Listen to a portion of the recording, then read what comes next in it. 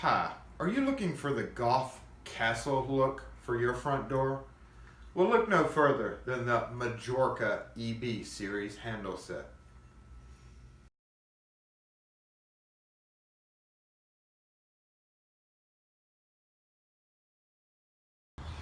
Schlage EB handle set. Somebody tried fixing it.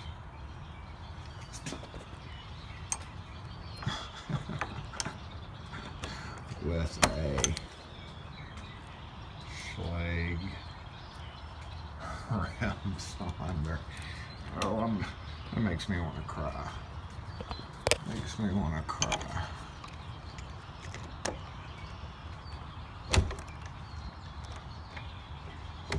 It's like the latch is broken.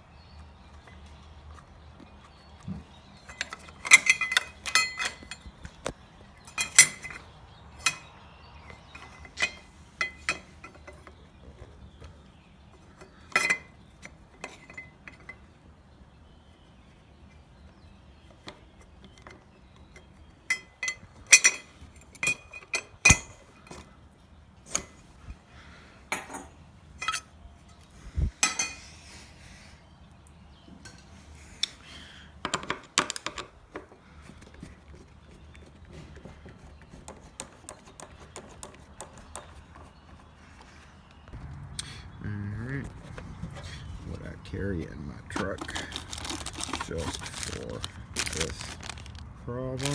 Hopefully she doesn't need to buy a new plate or whole mechanism, because I would have to charge so much since she's buying this anyway. Unfortunately, it's not going to match really close, but alright, so it doesn't need to match another key.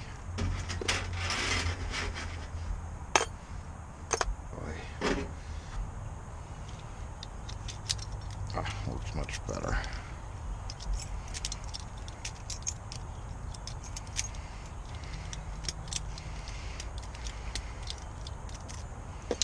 Oh, that is a rough copy. Let's get rid of it. She only needed 3.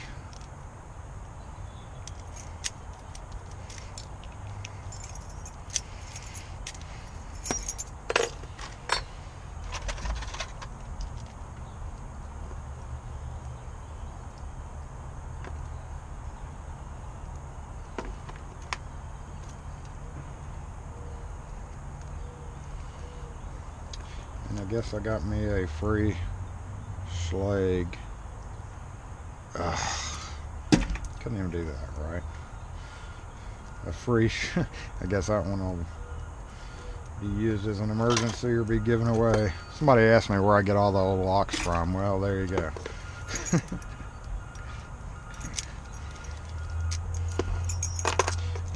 This you have to measure. It goes through the latch, which is quite fine. Presumably he took that cylinder apart and it was just corroded and he was not able to get it back on. Also with this issue, I'm going to cut this recording off. Be right back. Let's chisel off all this crap. This looks like expanding glue.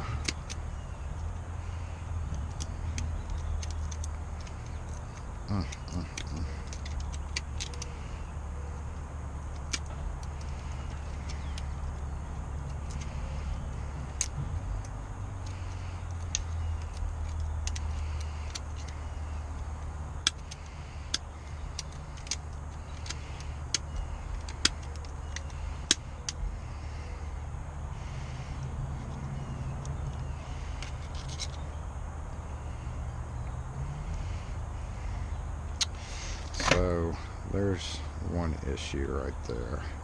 I need my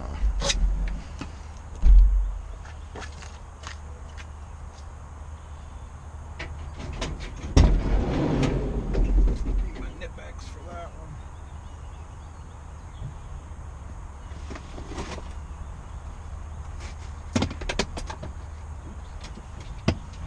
I'll be looking for that later.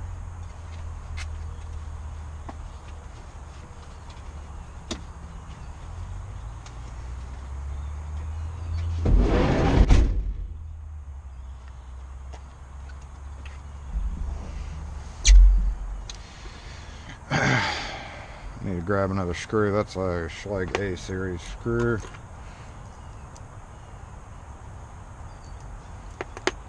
I'm gonna look and see if I have a broken one that's already cut before I use a brand new one. But this is that's what goes through. So the problem now is the faceplate was not latching on. And that would be because of this little problem here. So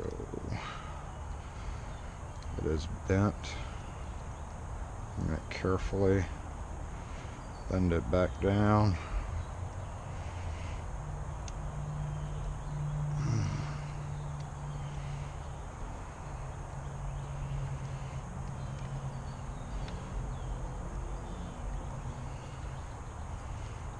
Okay, it is seized up right there. So we're done with this.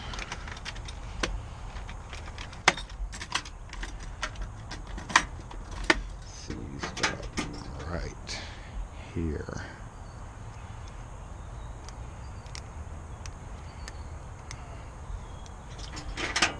So to rectify that, I'm going to scrape.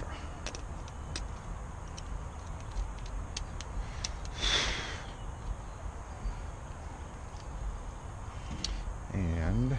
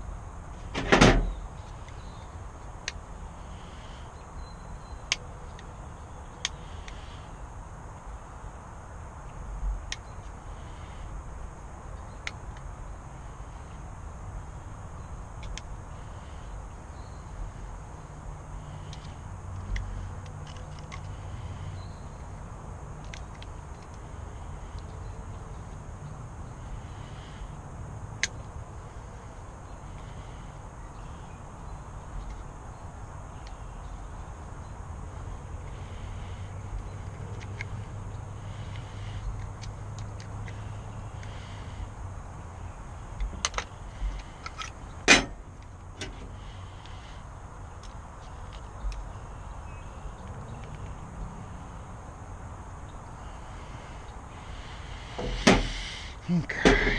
Ugh.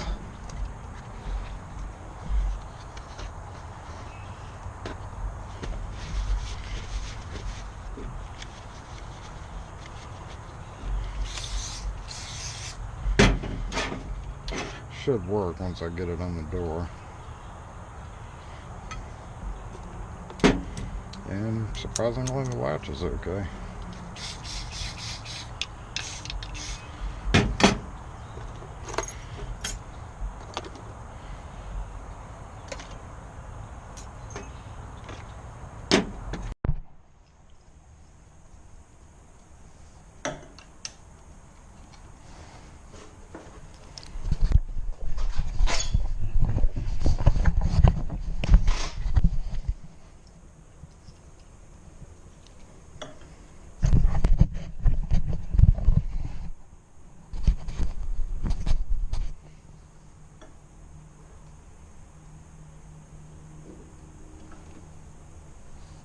Okay, I want to explain some parts of this video because I'm going to crop some of it out, just show you little segments of it. The whole video was like 13 minutes long, and I'm going to crop out some of that because when you're inside, and I've noticed this on other videos, and I try to avoid it, but when you're inside with the camera facing towards the inside of the door and you open it, the light blinds the camera and makes it really dark. So I'm going to crop out some parts of this.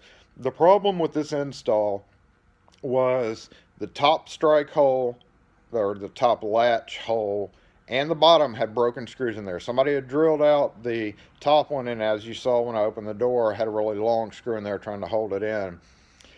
And the bottom one still had the broken screw in there, so it wasn't being held with anything. So I took a flathead screwdriver and tapped out that bottom screw, grabbed it with a pair of pliers, got it out, and got the remaining piece of the top one in there. When they drilled it, they only drilled a little bit of the screw. There was still a good, this much screw in there. And the handle set was set off just a little bit. I don't know if originally it was like that or if somebody had maybe redone the door, but when you paint around a handle set and you try to move the handle set, you'll see this big streak of paint. This house was for sale. The owner was moving out the next day and only needed it to work for the realtor. Otherwise, I would have probably remounted it and said repaint the door for somebody that was actually, for the next owner, they're going to have to do that.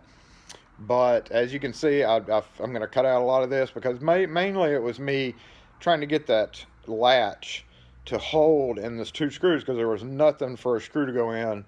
And if you tighten it too much, because it was set a little too close to the door, when you tighten the latch down like it should be, it was binding the latch. When you use the key, it would make the latch not come back out.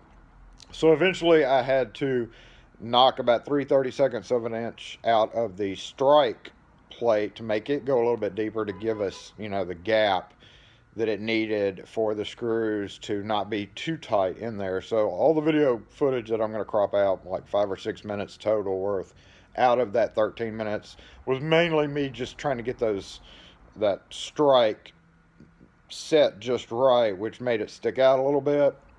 Unavoidable because of everything else involved, but that's what I'm cropping out. And also, the person that she had come out, she said was like a 20-year-old kid who messed around with it for a while, put that rim cylinder in, and told her that it was totally unfixable. So just a note, just because you can't do something doesn't mean that it's not fixable at all.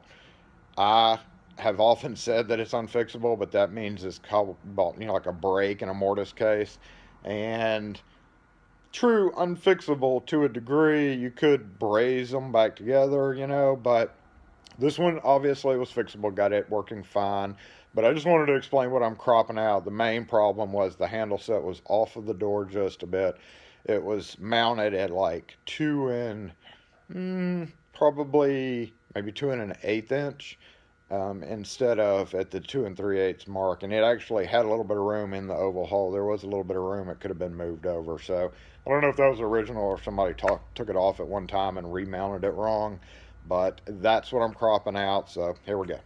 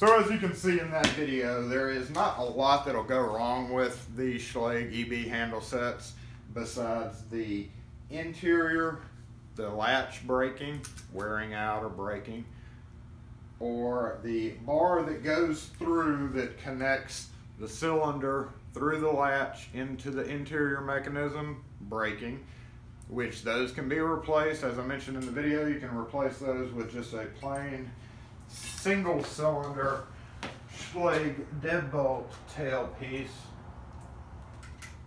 instead of that one that you saw that's notched.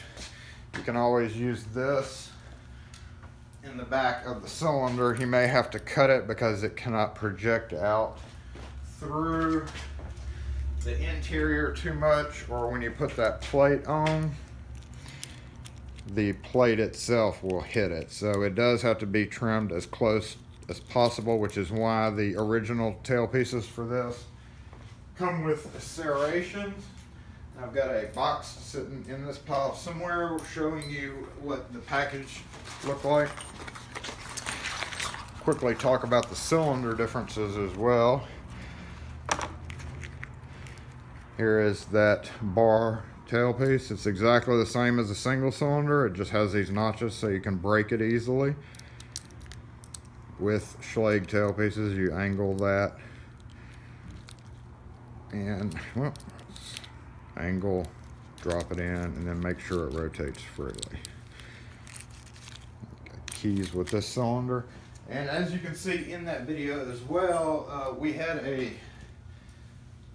cylinder style like this on that house, and this one does not. This is more akin to a deadbolt style cylinder, which in fact you could, if you have these old B100 style deadbolts, you can use the parts from them. The one with the shaft was actually a little bit better because it stabilizes this latch in that big oval hole.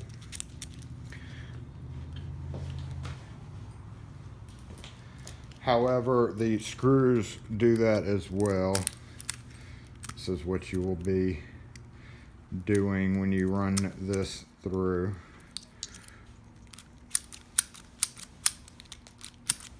These latches only turn one way. So if you were using this style cylinder, the screws themselves would be going through and stabilizing it instead of the female part, the interior threaded screws. One note on the latches, these are reversible. Door swings this way. If you need it to swing another way, you would simply rotate this the other way. So very impressive design latches. I'm gonna actually grab a Schlage latch and show you. Here's your standard, this is a passage style, but this is your standard size Schlage latch. And if you hold this up to that, you can see the huge difference in how big this is. A lot of times you will find these on doors without a separate deadbolt, so nowadays it's always recommended to install a supplemental deadbolt above it if it does not have one. But you can see, especially for that time, this was a super heavy duty latch, which was very similar to their, they got this off of the A series or the D series locks. So it is a D series grade 1 heavy duty bolt as compared to the F series or even the A series, which were a heavier duty residential bolt, but for back then the super security was this heavier duty latch. So let's quickly go through these. I'm going to grab the phone down. And thanks to silverplating.com, who posted these a long time ago. These have been floating on his website for a long time. I was going to go through and show you which ones I have here. The most common ones you're going to run across in the field are the Plymouth, which Schlage still uses the name Plymouth for their locks today, for the oval shape, or even just like round doorknobs are called Plymouth. Another common one that I see in my area anyway is the Waverly, or the Christmas tree I call them. That's kind of the second most common design that I see. And every so often we'll see the Castile, the Bowman, very rarely the Parthenon here. I think that was Parthenon. And then I've got some that are true rare ones that I'll go over last. I'm going to come over here and quickly talk about dummy to non-dummy. One neat thing about these handle sets, we'll go over here to a Bowman. So they all came the same. That is adjustable for thick doors. You would simply yank that cotter pin out and extend it. You see that's kind of it's able to be extended out. If you have a thicker door, that would extend it out so that it would reach further in. And I want to say I see a 2 mark there, so that would be set. I don't know if it'll go 2 to 2 1/4. It should go up to 2 1/4, I would think. That way they only had to make one handle set. Very novel design. Again, very rarely does anything go wrong with this. You can replace that cotter pin, but and maybe every so often this part will break. But some of them came as a dummy. And we can see that's just an optional plate right there. That's an extra plate. So if I wanted to convert this to an active style lock, all I have to do is unscrew this, and you see it has something you can get a pair of pliers on. And that's just unscrewing. I can show you on this one right here. That is how that is. So to replace that part, I would need to unscrew this, which screws over that male shaft. And I can take this plate off right here. And once I take that plate off, screw it back together, it becomes able to move up and down, which is what engages in this center slot right here. And let's see, I may have to grab my paperwork for these. Let's go to the more rare ones. One of the ones that is my personal favorite is the Viceroy, which I call the ballin' ass lock. The ballin' handle set. They do not make this kind of stuff anywhere, I don't think, anymore.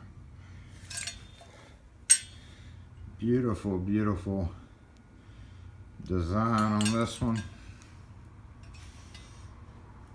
Marked M28209. Heavy brass. Like we talked about here, we got Castile and Bowman. And I cannot ever remember which one's which. So the Bowman is the bigger, and the Cavalier is the round version there. So this one's Cavalier with the round and the kind of castle-y looking. And then the oval is the Bowman.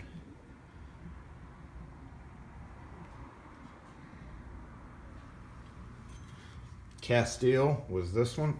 I'm gonna go ahead and move over to the other side.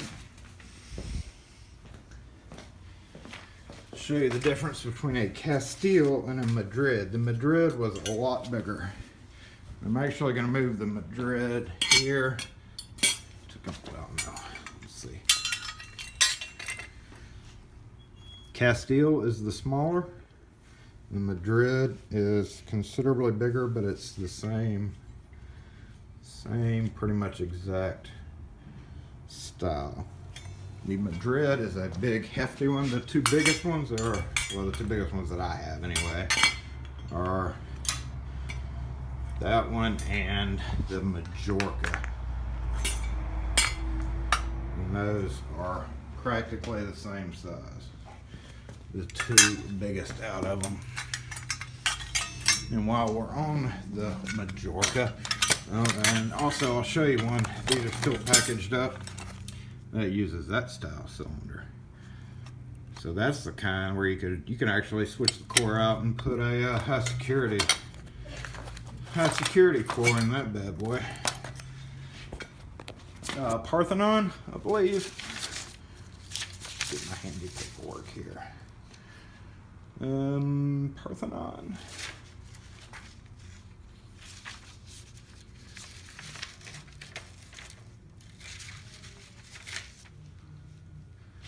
Or Satan. No, Parthenon. I don't, yeah, I do. I've got one of those unwrapped here. Those kind of had a darker brass right there. And darkened coloring in the brass. Pretty neat, kind of two-tone design. And if we go over here to the Dorchester, kind of a simplistic design. Looks like one of the smallest ones, in line with that. Very simple. Thinner brass, not as heavy, probably one of their more affordable ones. Majorca, like we talked about, call these the castle. You would see these on a big, huge doors on a castle. Let's see, Viceroy. Nope, Sussex. These are the two Sussex, and these are my two pride and joys. These are gonna be with me forever. Forever. I've got the copper and the silver color, and I've actually got this cylinder to go with that. I have been looking for the ring that I need, and also I need to find a copper cylinder that'll work for that one. Pineapple. I've always called this the pineapple. This is a really rare one too. Francesca. Francesca. Look at that big loop. Probably only antique brass available. And then I call this one Batman. And then Batman is Pompeii. Pompeii is also a very, very unique one. Antique brass.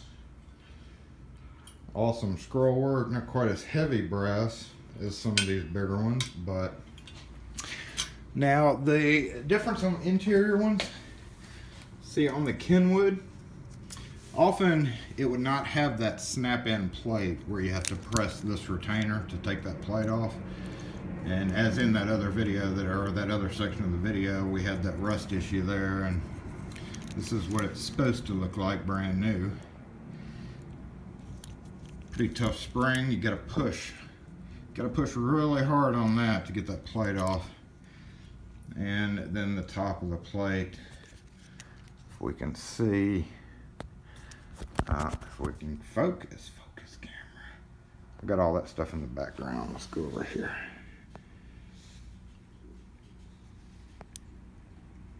There we go. See how it's got a little lip there on top? It's slightly chamfered out. Well, the inside of the plate kind of grabs. See, on the inside of the plate there, it's kind of bent down a little bit. So that's kind of what's it's kind of grabbing it. And then when you push in the retainer, it will snap together like that. So that's how you take it off. You got to push up on that. Be very careful when you do that. Use a screwdriver that is thin enough to go across a broad section of that. And when you push up, be prepared to pop it off. Sometimes it's kind of hard because it's painted up. So anyway, I think that goes over everything I want to talk about in this, as always, longer than normal video. I never mean for it to go this long, but it just does. So if you have any questions about any of this, some of my other handle set videos have gotten a lot of people who have tried ordering, especially my Wiser handle set video. Unfortunately, like I said, the only thing that I'd be really willing to get rid of to sell is one of these Waverly outside trims, and maybe one or two of the others, but a lot of these I'm keeping, will never be sold. They're gonna go in our, one day I'm gonna mount as many different designs as I can, like one of each on a board, as kind of a historical thing for Schlage, along with some of other Schlage antique stuff that really deserves a little place of museum history type stuff.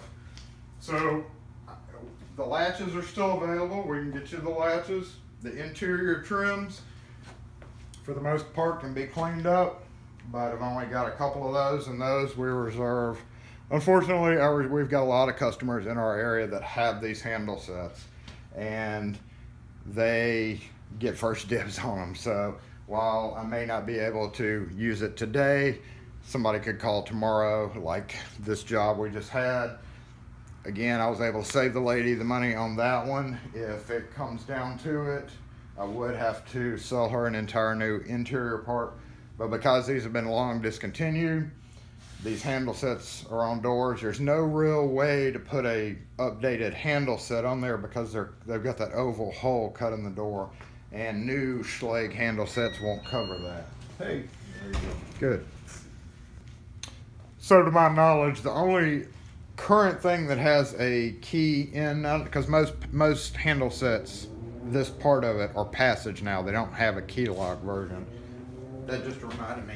The one thing about these is the button never stayed in. You had to push and turn it, and that means you had to turn the key to get it to unlock. I meant to bring that up earlier in the video. So it's kind of awkward, makes you be able to lock yourself out easily. So if you get to one of these and you don't understand why the button doesn't stay in, like on A series locks, you can push, on some of them you could push it in and it would stay, or you could push it in and turn it. These you had to push in and turn, period, and leave it like that for it to stay locked. And you use the key. When you turn the key, it retracts the latch, and if you want to unlock the door, you have to come around to the inside and turn it to get it to pop out. But again, the only thing nowadays that I know of is Baldwin, I think, makes a key in they call it 2-point, where it comes with a deadbolt and it comes with a key and handle set. However, they are fairly price restrictive. These are expensive as heck too nowadays, and since they fall under antique, and you know, Baldwin also does one piece bigger that might cover some of those oval holes. It's kind of iffy. It all depends on if your interior is also big enough, because traditionally the interior of these style handle sets is not a full plate either. So short of using like ugly, you know, push plates to cover up a hole, that oval hole, and then drill them to accept just a round, there's not a whole lot nowadays that will just naturally, natively come in and cover that up. Besides the Baldwin 2-point style, you can Google that, Baldwin 2-point style lock will supposedly fit for you. You do have to do some fitting, and it is not for the average DIYer because it does require a little bit of knowledge on fitting stuff to doors to make it look good. And you don't want to switch out one of these with something ugly or leave an unsightly mess on the door. So again, thanks for watching. If you have any comments or questions, let me know. And again, appreciate it.